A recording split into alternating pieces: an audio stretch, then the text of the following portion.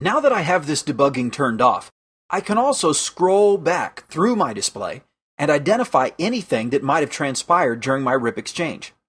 One of the things that you notice when I actually build and send my updates is that I have built update entries for all of the networks that I have learned about. You have to realize that I'm going to be sending these updates out of each interface.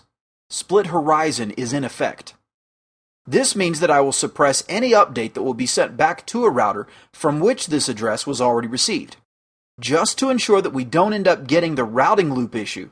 But you can see that it does build an update entry for every network that was learned, quantifies the metric for the network, and then sends that update out of each interface. You can see it does send version 1 out of each interface listed here in my display so that everybody gets this information on either side of my router. That's going to guarantee that I do get convergence. One of the other things that you notice about my received updates is that depending upon where they come from, you will actually see the routes that are being propagated. Now, if you examine your diagram, you'll notice that the router across network 252.2 actually has 3 networks that it routes for. These are network 8, 9, and network 10. So these networks are being received from the 252.2 router, which is in fact the 3800B.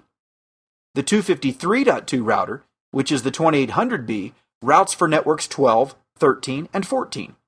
Those updates are being received over particular interfaces that are being applied to my route table.